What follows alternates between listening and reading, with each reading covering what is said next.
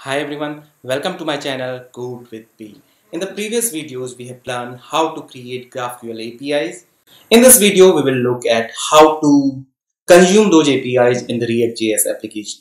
As a front-end developer you must have used the REST APIs, and for that you must have used either Axios, Ajax or any other REST client, right?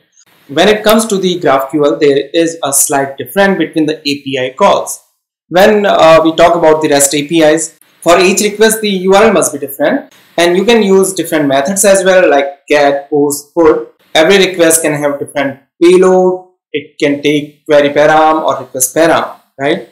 But when it comes to GraphQL server, payload would have more or less same kind of structure. It would be single URL as well. So the only thing that differs is the GraphQL query. So you will define your different queries or the mutation that has to go along with the request payload. The value of this query could be different, or the variables could be different.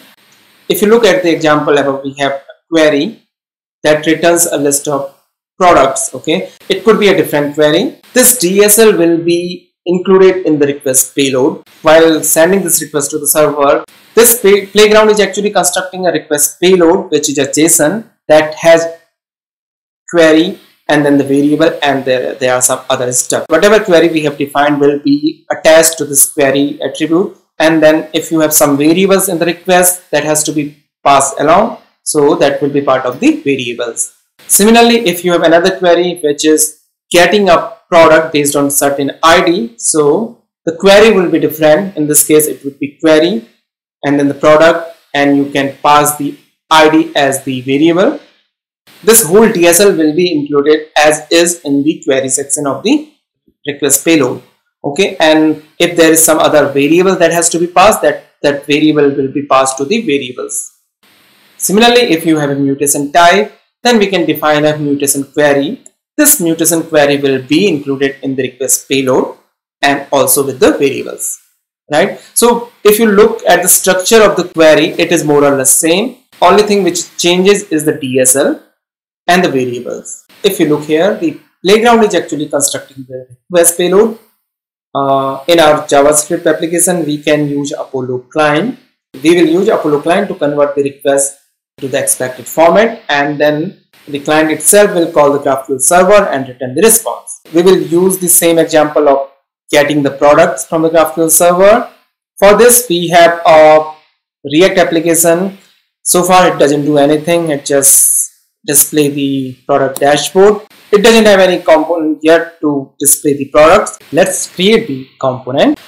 So for that, first of all, we will use a state. Let's create a const that will hold the state of the products. This is the list of products, and we will use a set products method which will eventually set the state of the product.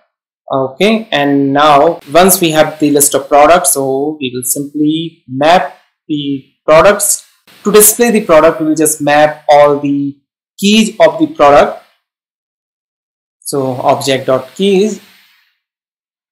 Similarly, we can actually use the values to display all the values of the product. So whenever this page will be loading, first thing that will be called is this effect, and here we can actually call the client. For defining the client, we have already used the Apollo client. So we have one HTTP link that has a URL of the GraphQL server, and then we have defined Apollo client where we have passed this HTTP link, and there is another parameter which is cache. It is a mandatory parameter, so whenever we need a request to be solved from the cache, we will use this, but we will see the example later. But for now, let's define Apollo client. And for getting the product list, we will call the get products method, and here we will use the client which we have defined above, and this will return the query. So client.query, right? So this query takes a couple of parameters. One of them is the query. So now we can pass on the query that we have used earlier. It has the products and all the attributes that need to be fetched: ID, name, brand, and category.